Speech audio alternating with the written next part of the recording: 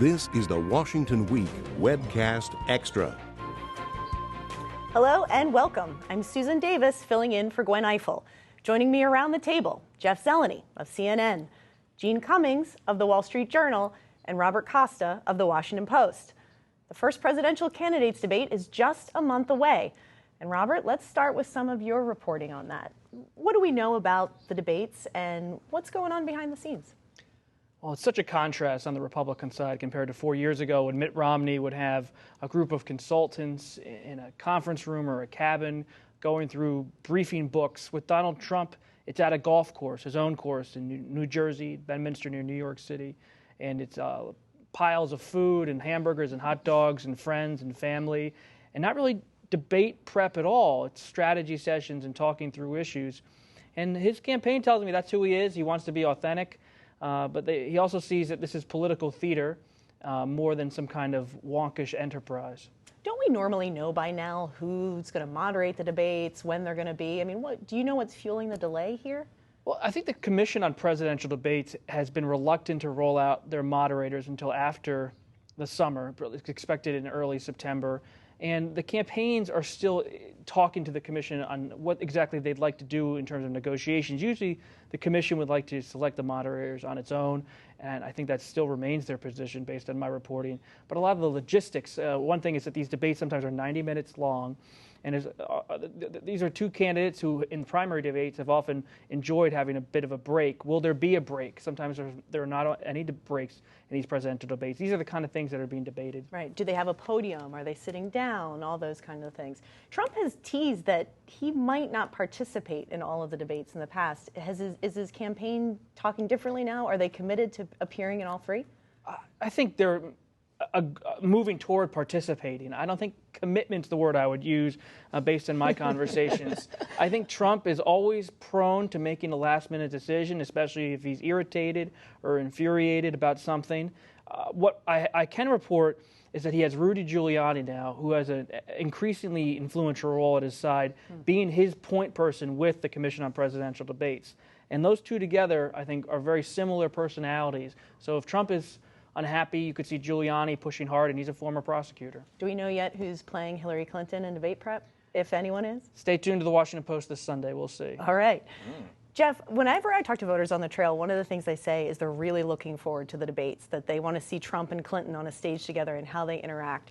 How is her side of this preparing for these debates? Sure. I mean, this will be the climax of this, very unusual campaign season. We saw during the primaries, the audiences, at least at the very beginning of the debates, were incredibly high because people were curious to see what Donald Trump is going to do and say. I think we'll have that at least for the first debate, the same level of curiosity just to see both of them standing or sitting side by side. Perhaps they'll be on the phone with one another. They seem to be doing phoners a lot on television. But look, I think the Clinton campaign is taking a much more traditional approach to this. One thing I'm told, she's gone back to watch a lot of Donald Trump. During real time, during the presidential debates in the primary, she was off campaigning, sort of doing her own thing. There isn't a lot of time to watch all these debates. But I'm told that she and others have watched most, if not all, of his debate performances, to really get a sense of who he is and how he acts, but also on policy. But it's a little bit different preparing for this debate because he's not a traditional candidate like Mitt Romney, for example, or John McCain, for example, who has positions locked in stone. I mean, imagine trying to debate this immigration thing of this week. It's like Jell-O on a wall here. And that, probably benefits her in some respects, but not necessarily. So I can tell you, I'm told the Clinton campaign is taking this incredibly seriously.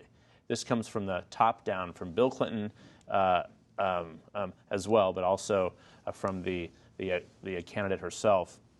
No joking about Trump. They take this deadly seriously because, as Robert said, it is a touch of entertainment, and he's probably the better entertainer than she is. What she wants to remind people, look, this is a deadly serious presidential contest. This is for commander-in-chief, the role of commander-in-chief. So I think that they're approaching it very seriously, and they're also planning for some insults and some very tough conversations about Monica Lewinsky and other things, which makes it sort of dicey who will play Trump, because no one who's in her orbit or a friend of hers wants to be up there really making her uncomfortable like that. Nobody wants that, John. You referenced Bill Clinton. Does he play a role in this debate prep?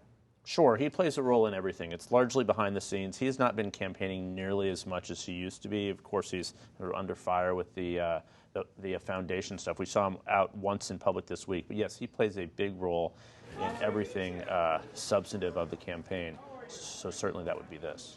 Jean, let's talk a little bit about campaign money. There is a huge gap between what Donald Trump has been raising and spending and what Hillary Clinton has in her campaign account. Clinton has raised more than $315 million and spent just under $260 million since she launched her campaign. Trump has raised less than half of that, $125 million, including $52 million of his own money, and he spent just over $80 million. What else did the recent financial reports tell us about the differences between these two campaigns? Well, the gap still exists. The number that matters when you're going into the Labor Day weekend is what do you got in the bank? You know, what's left?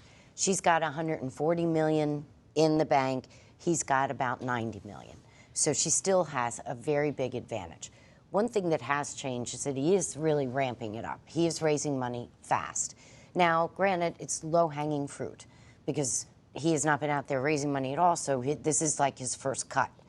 And so it's much easier to get money at this time in the fundraising cycle for a candidate.